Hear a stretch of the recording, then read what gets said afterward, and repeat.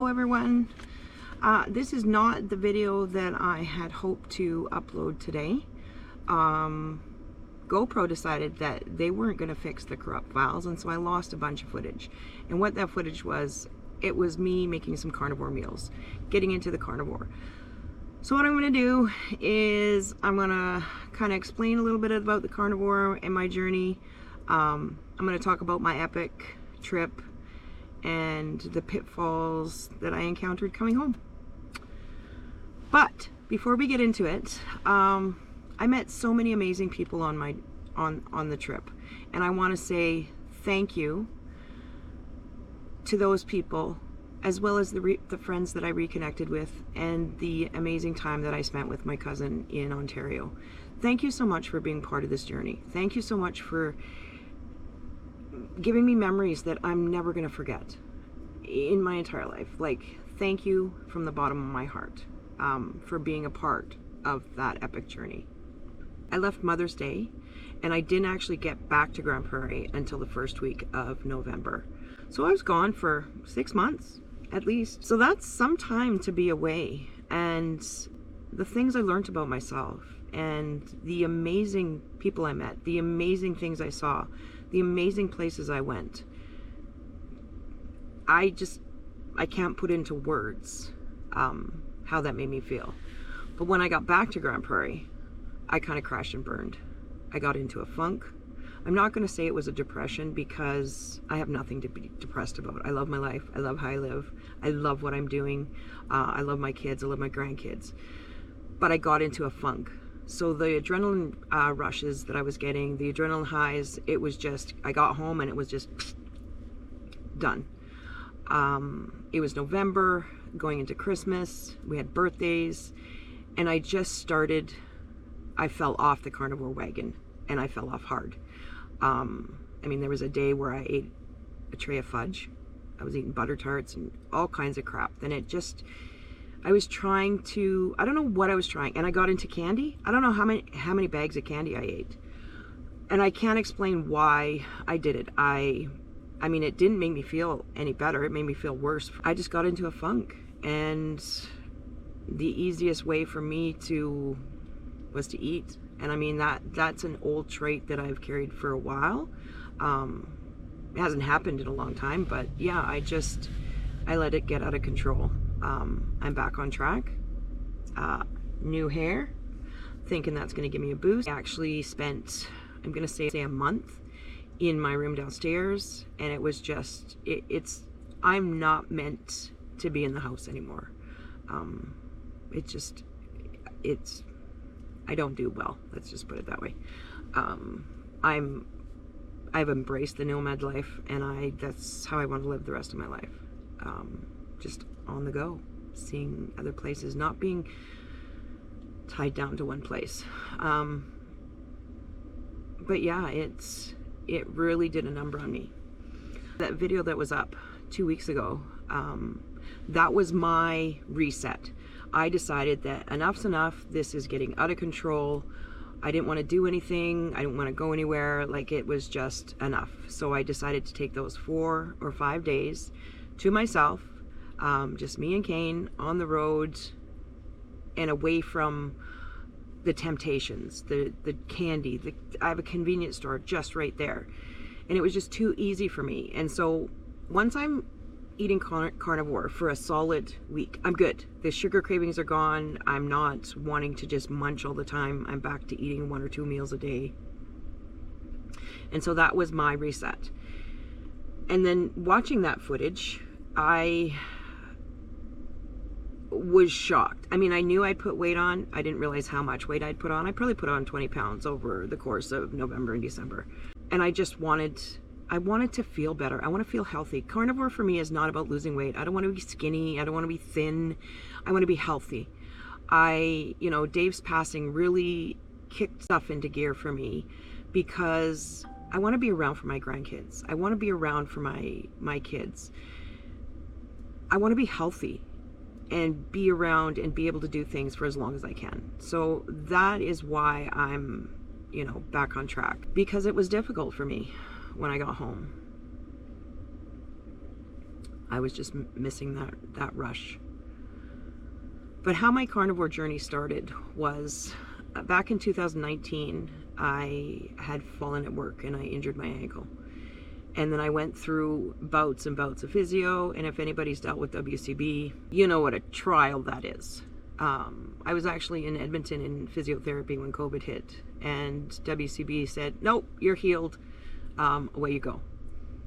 Okay, I knew I wasn't healed. I knew I was still having difficulties with my ankle, but they said I was healed. In March of 22, I really damaged the ankle because it was injured to begin with, and I made it worse. And so after 7 months of fighting with WCB back and forth, they decided that, you know, take you back and we'll fix you. So I've actually had two separate surgeries on my right ankle.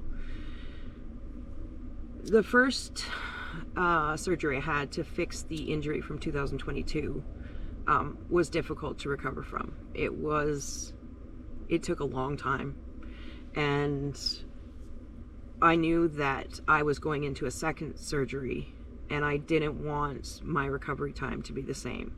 So I happened to be watching, I think it was Rogan, and Jordan Peterson was on it, and they were talking about the carnivore diet or the carnivore lifestyle. So I did some research. I watched a ton of videos. I found a couple doctors, Dr. Chaffe and Dr. Barry, which I will add to their channel because they go into it better. And I just decided, I believe it was Jordan that said, you know, just try a 30-day challenge. So I did. I did 30 days, and then it turned into 60, then it turned into 90. When I had my second surgery, my recovery time was cut in half. Like, I was just amazed at how well I healed after the second surgery from not eating all the processed crap and the sugar that is just, it's killing us. But anyway, and so my 30, 60, 90 just turned into, well, I guess we're going into 3 years now. It'll be 3 years in June of carnivore. And again, I've fallen off the wagon a few times. Not as hard as I've fallen off this past time, but I've fallen off a few times, and I just feel like crap, so I always jump back on. Shot that video, and I watched it back. I was shocked at how much weight I'd put on. And again, it's not about weight loss for me, it's about being healthy. But I knew that that was the start of the reset. And now I'm 2.5 weeks in. I have no sugar cravings. I'm not eating crap. I'm not binge eating. I'm not picking at things. I'm eating back to eating my 1 or 2 meals a day. And I feel good. Like, I feel healthy. I feel strong. I want to do things. I have more energy, and it's just better for me. It may not work for you, but I'm putting a challenge out. Try it for 30 days. Anybody can do anything for 30 days, and you'll be amazed at the results. And again, not only the weight loss, because there is, you know, that is one of the side effects in the beginning, is a huge weight loss. I believe I lost like between 35 and 40 pounds when I first started. But again, healthy for me. I don't care about skinny jeans anymore, right? It's about being healthy and longevity for me. But try it for 30 days and just go from there. It may not be for you, or it may be a boost or a change in your life that you really need. Not next week's video, but the week after, I'm going to do some recipes that I do. Generally when I'm traveling, when I stop at someone's house, I use their oven and I do the buns and I make the pizzas, because then I can freeze it in single portions, put it in the freezer, take it out in the morning, and by night I have nice thawed food, and it works. But it's just hard to do those things without an oven. So I eat animal products and animal products only. Eggs, bacon, beef. I don't eat chicken anymore. I started eating chicken breasts in the beginning, but I don't eat them anymore because they're too lean for me. I have to add so much butter that they just don't taste well. I do use chicken breast in my one pizza crust, which I'll show you in the next video. But yeah, I don't eat chicken. I eat a lot of chicken wings.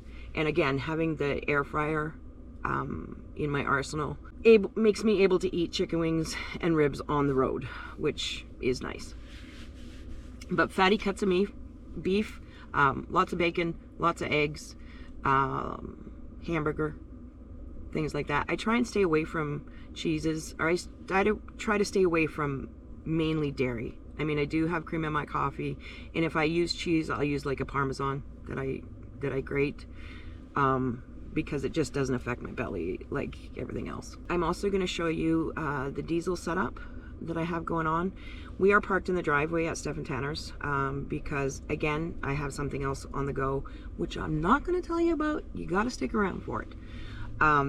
So I'm going to be here. It's for another undisclosed point.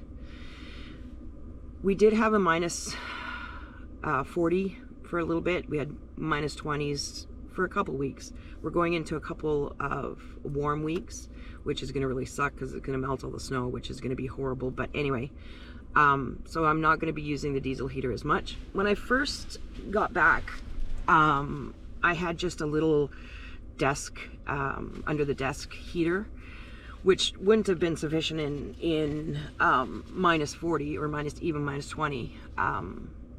And I also want to be self-sufficient. Like, I don't want to be using power. Like, I do once every second day, I do charge the EcoFlows up, but I didn't want to be relying on the kids for power. So I am kind of off-grid in the driveway. So the little tiny heater didn't work because it just drained my batteries. And then I bought Mr. Buddy. But what I found with the Mr. Buddy is the propane made it so the condensation here just through the roof. And that's when Kane's bed was getting moldy because of the condensation and being so cold underneath and so warm inside. And I just didn't feel safe having the propane heater. Yes, people run them in their vans, they run them in the cars, but I just didn't feel comfortable, and I didn't like the smell, and I didn't like how the air felt. So I bit the bullet and I got a diesel heater. Now, the reason I was so wary about getting a diesel heater is because my space is so small, and these diesel heaters pump out serious heat, and they're meant to run like high for efficiency. And if I couldn't imagine it running on a 10 in here, like we would cook. So how I have it set up, and listen here, I have a brother-in-law that's an HVAC. So Len, don't laugh at how I got this set up, okay? I did it all by myself. I figured it all out by myself. So zip it. But I'll show you how I have it set up in the back. So I have two bins. The first bin, I've cut holes out so that the exhaust and the air intake and the heat exchange can come out.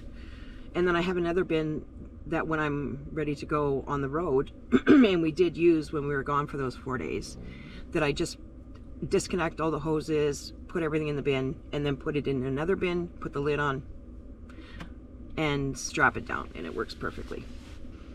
I have it running in under my bed, and then I also have it running underneath the floor that I'm sitting on. So what I was finding, it was because this floor that I'm sitting on, it used to be where my back seats were, so there's a huge space. And had the floor been built correctly, the way I wanted, it would have been closed off, but it's not.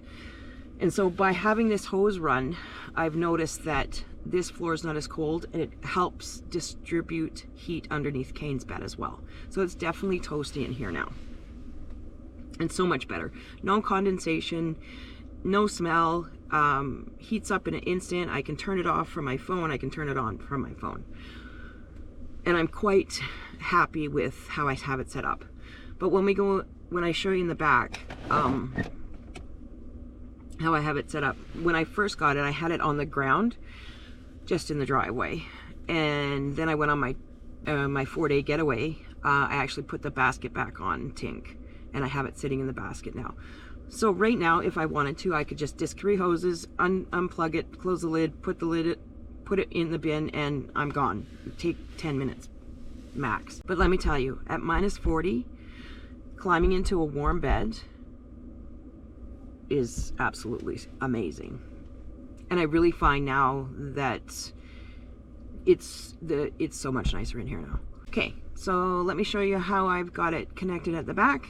I'll show you how I have it connected and coming in here, and then I'll show you the back setup. Okay, so in here, like connected to this, there's kind of like a dryer vent thing that has a flap on it because, again, a small space, I didn't want as much airflow as possible. Comes in down to a Y. This one goes under my bed, and then this one goes around and under the floor to help with Kane. Don't look at all my tape job, okay? I'm not handy. I'm a MacGyver. I'm not handy.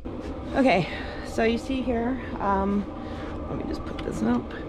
This is the dryer thingamajobby that I have here, and then I just clamped it here. Here's my extension cord. When I'm ready to go, I just unplug it, I undo this clamp, and here is the all-in-one. It's a toolbox kit, so everything's nicely in there, tank and everything. This is where I cut here for the intake, and then here's the exhaust and the heat. Now, yes, this hose is extremely long, and I'll tell you why. When I first had it, I had a smaller hose on there, going right from here to here, and I found it too hot. It was just too hot, even on a low setting. These diesel, this is an 8 kilowatt. I should have got a 2 kilowatt or a 4 kilowatt. These are meant to pump out heat, and having this long hose, when it's cold, the outside air will actually cool these down before the air gets in. So when it was minus 40, I had it on 10, and it was quite nice because, again, being so cold outside, it cooled the air in these hoses before it got into Tink. I've had to play around with a few things to get it right, but again, it works for me. It works for me, and I did it myself. But yeah, when I'm ready, disconnect everything, put this bin inside another bin this size, just put the lid on, strap it down, jerry can with diesel in it, and we're ready to go.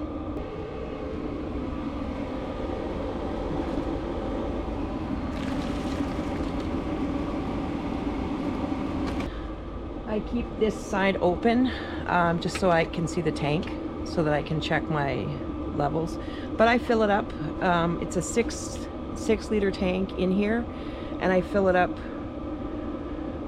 once before I go to bed, and then once in the morning. So, and I mean, it's not empty by any means, but I'm so paranoid that it's gonna run out of diesel, and then I'm gonna break it somehow.